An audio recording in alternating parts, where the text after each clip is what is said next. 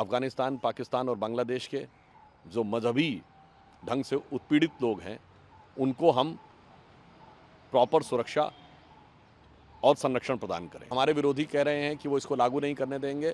इसका मतलब जो लोग ये कहते थे कि संविधान खत्म हो जाएगा, वो संविधान को खत्म कर रहे हैं। अन्यथा केंद्र के द्वारा, संसद के द्वारा पारित कानून को कोई राज्य विधानसभा कैसे कह सकती है कि वो लागू नहीं करने देंगे? इसका अर्थ हो गया कि आप संविधान को नहीं मान रहे हैं। मोदी जी से एक बार ये पूछा गया था कि आप 24/7 काम करने की ऊर्जा कहाँ से लाते हैं, तो उन्होंने कहा था कि रोज 1 से 1.5 किलो गाली खाता हूँ, उससे ऊर्जा पाकर पुनः आपकी सेवा में लग जाता हूँ। नैतिक दृष्टि से देखें तो हम इन 3-4 देशों में एकमात्र सेकुलर देश है।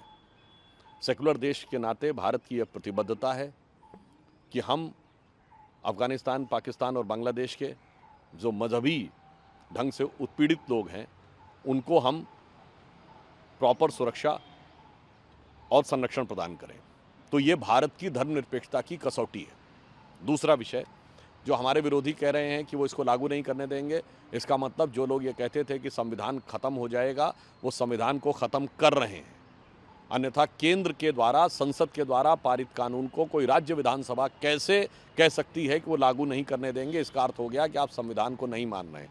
दूसरा पॉइंट, कि सीए नागरिकता से जुड़ा विषय है। नागरिकता का विषय राज्य का विषय नहीं है, केवल और केवल केंद्र का विषय है। समवर्ती सूची का विषय भी नहीं है, यानी कॉन्करेंट लिस्ट का भी विषय नहीं है। उस पर अगर कोई राज्य कहे कि मैं नहीं करूंगा, इसका मतलब सीधे वो संविधान पर आघात कर रहा है और संविधान की धज्जी उड़ाने का प्रयास कर रहा है।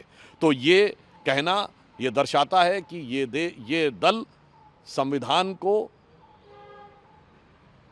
समाप्त करने, संविधान को कमजोर करने के लिए निरंतर आगे बढ़ रहे हैं, केवल अपनी क्षुद्र राजनैतिक वोट बैंक की महत्वाकांक्षा को पूर्ण करने के लिए। सर, दूसरा जो पीएम मोदी को लेकर मौत का सौदागर से लेकर अभी तक जो बयानबाजी चल रही है, इसको कैसे समझ रहे हैं? क्योंकि एक प्रधानमंत्री के लिए ऐसे शब्दों का इस्तेमाल हो रहा है। देखिए, बहुत दुखद बात है कि विगत 17 वर्षों से माननीय प्रधानमंत्री जी के प्रति जिस प्रकार के शब्दों का प्रयोग निरंतर किया गया है, उससे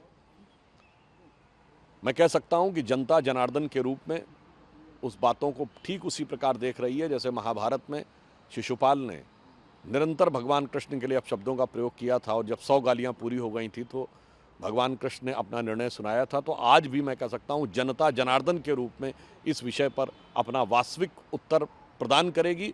परंतु हम ये भी कहना चाहते हैं कि मोदी जी से एक बार ये पूछा गया था कि आप 24/7 काम करने की ऊर्जा कहाँ से लाते हैं, तो उन्होंने कहा था कि रोज 1 से 1.5 किलो गाली खाता हूँ, उससे ऊर्जा पाकर पुनः आपकी सेवा में लग जाता हूँ। तो आप प्रधानमंत्री जी के लिए नफरत पैदा करते रहिए, परंतु प्रधानमंत्री जी ईश्वर में विश्वास रखकर, जनता में विश्वास रखकर उसकी सेवा में लगे रहते हैं और जनता उनको मोहब्बत देती रहती है।